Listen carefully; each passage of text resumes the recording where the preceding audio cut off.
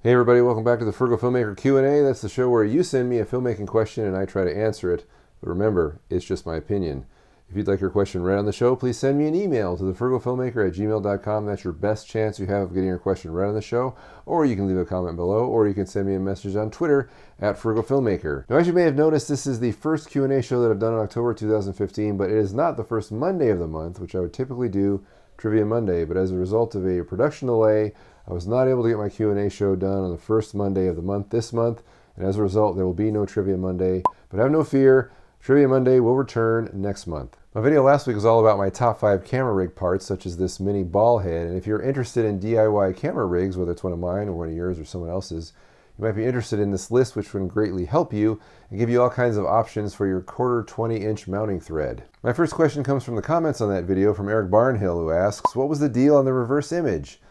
Now, if you first got an email alert about this video and you watched it initially, if you're one of the first 500 views on that video, you may have noticed that when I went to the tabletop section of that video to examine all my camera rig parts, the image was reversed. And several people pointed out after I uploaded the video that, hey, why are all these threads in reverse?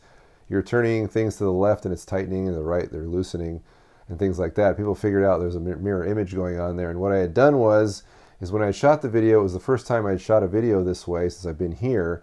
And essentially I've been shooting these videos, or the tabletop section of my videos now is shot with an upside down camcorder. And so in order to get that image to look right, I have to flip it horizontally and vertically in post.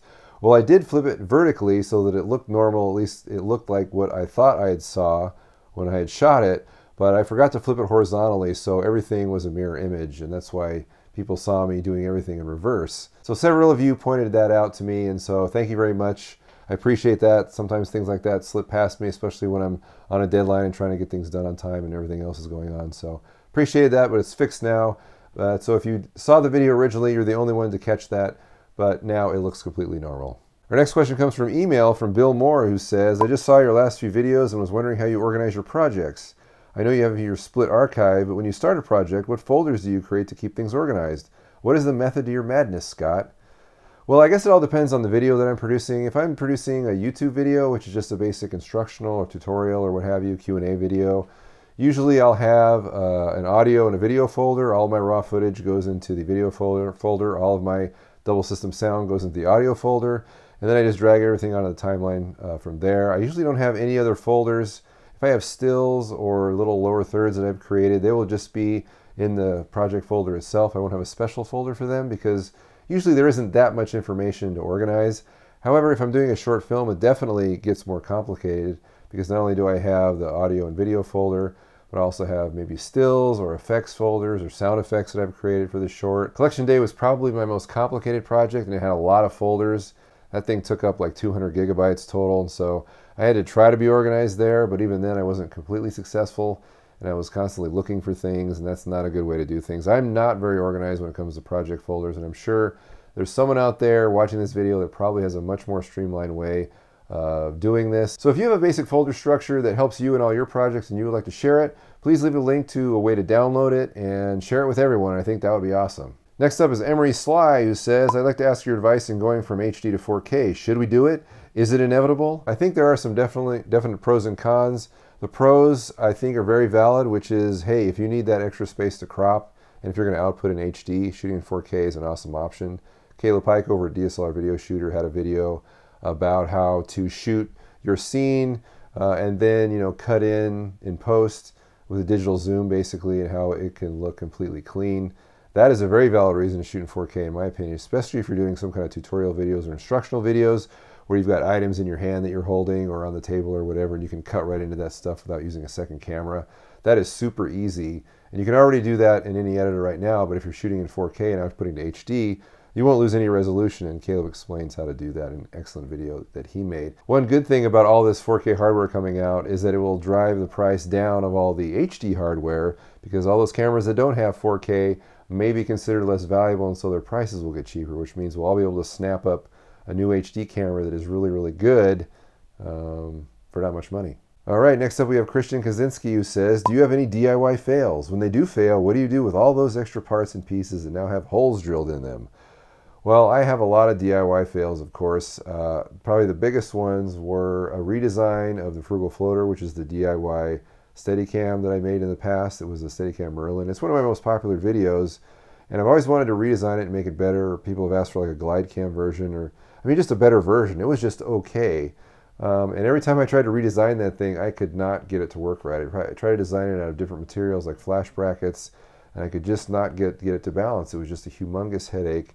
It just wasn't worth it, especially as the price came down on cheaper versions or knockoffs of those Steadicam Merlin designs.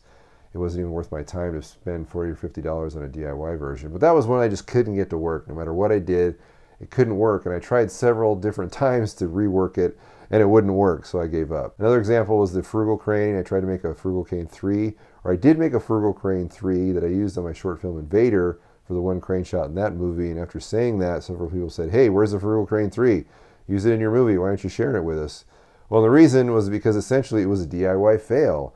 The Frugal crane 3 was built out of a collapsible paint pole, and when that thing was fully extended and you had it all wired up and everything, if you tried to run it from the rear of your tripod like you would run any normal crane, it would just wobble horribly. Every time you move the arm, it would just bounce because the whole thing was bowed because the material was flexible. Unlike the chain link top rail in the original version, which wouldn't bend at all, this thing was wobbly and flopping all over the place, and it was just awful. So it didn't really work. And I actually had to run it from standing in front of the tripod because I'm exceptionally tall. I'm 6'7". I could move the arm just being in front of the tripod, and it wasn't a huge problem. But that wasn't real practical to publish a device that was only able to be used by tall people. So I didn't do it. Anyway, all this stuff, of course, ends up in a crate or ends up in a closet. And I just use the parts and integrate them into other stuff. A lot of my PVC stuff is now gone because I've since moved on from using PVC, and then moving to Alaska I had to discard a lot of stuff that I couldn't bring with me, and a lot of PVC went by the wayside. I do have a crate of PVC stuff and used parts that I've got that I might go back to if I need something, so that's always there.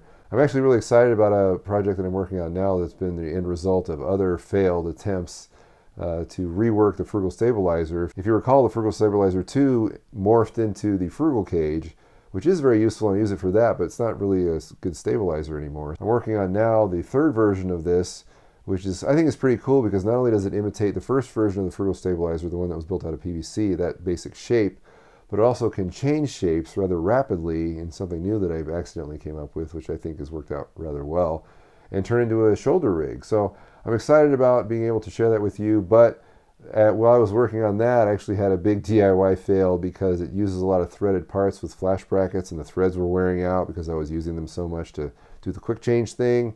And so now I've got to redesign it a little bit or reinforce some of the threads and before I can share it with anybody. But it's a rig I'm excited about, and it's actually the end result of some failed things in the past that didn't work. So all those things just help make your projects better, whatever you're working on, whether it's a movie or a rig or anything. So there you go.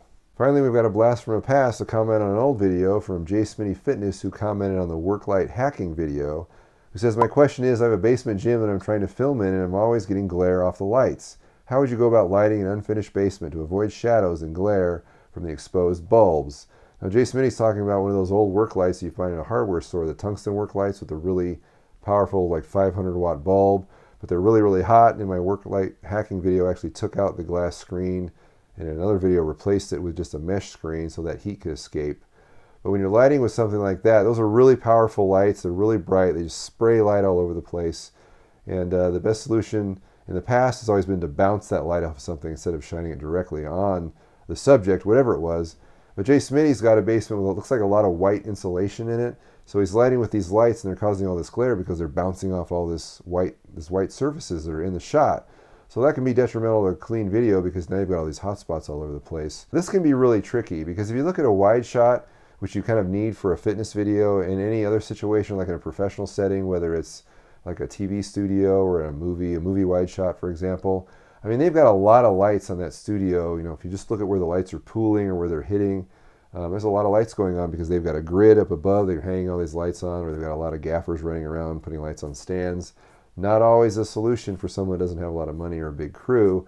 So what do you do in a situation like that where you've got a wide shot that you have to light properly? Well, I would recommend, first of all, cropping your shot or getting a closer shot, medium shot or a head-to-toe shot without showing everything else, which can be kind of hard when now we're living in a 16:9 world, so we're going to see all that stuff. Something else you might want to try is maybe putting some gels over your lights so that it casts a different color onto those walls, so it's not just white, but something that's subdued, something that's pleasing to the eye. I don't know, whatever you want, blue, green, something that's kind of soothing. You might even try and create a cucoloris, or a cookie, as it's called, which is basically a piece of cardboard with holes in different shapes cut out. It could be really sloppy, actually, but it goes in front of your light and it throws an interesting pattern, usually on the wall behind you. But if anybody else has any suggestions for Jay Smitty, please leave them in the comments below. That'll really help him and help me, because I'm looking forward to learn a way out of this situation too. All right, that's all the questions we have this week. I'd like to thank everyone for writing in or commenting. And if you'd like your question read on the show, please send me an email to thefrugalfilmmaker@gmail.com.